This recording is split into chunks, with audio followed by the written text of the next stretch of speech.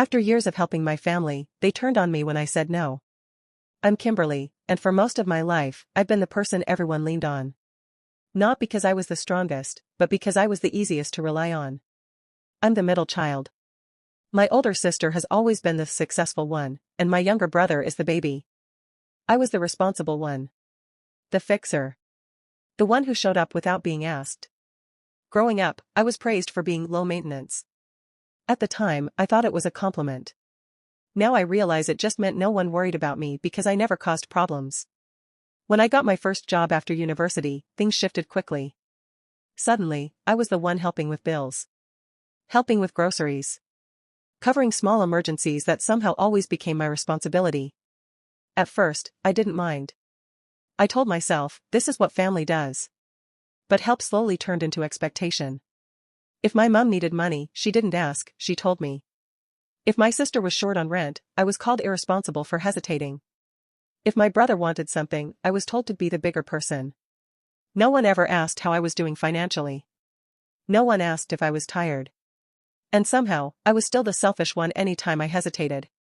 Things really escalated when my sister lost her job. She moved back home temporarily. Temporary turned into months. I was already paying for part of the rent, internet, groceries, fuel for errands I didn't even benefit from.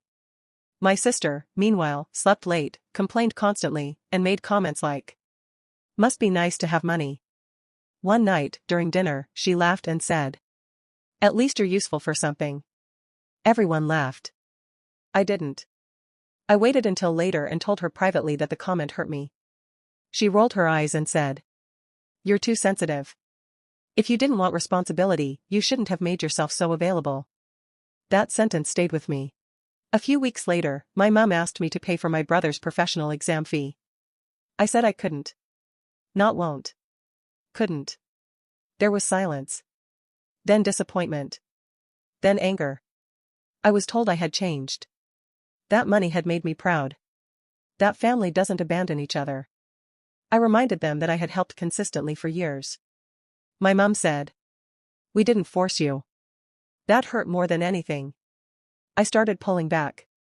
I stopped sending money unless it was discussed first. I stopped running errands that interrupted my workday. I stopped apologizing for saying no. And that's when everything flipped. Suddenly, I was ungrateful, proud, wicked, mean. My sister told extended family that I abandoned them when things got hard. My aunt called to remind me that no one succeeds alone. No one mentioned how alone I had felt for years.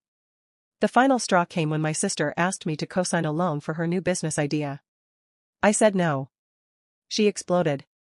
She told me I was jealous of her potential. That I wanted her to fail. That I'd rather see her struggle than help. She cried. Loudly. My mom sided with her. That night, I went home and cried harder than I ever had.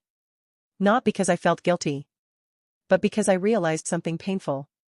They didn't love me. They loved what I provided. The next day, I sent a message in the family group chat. I explained calmly what I had been contributing. How overwhelmed I felt. That I needed boundaries. I didn't insult anyone. I didn't accuse. I just told the truth. The response? Silence. Then my brother left the group. My sister posted vague messages about snakes and betrayal. My mom stopped calling.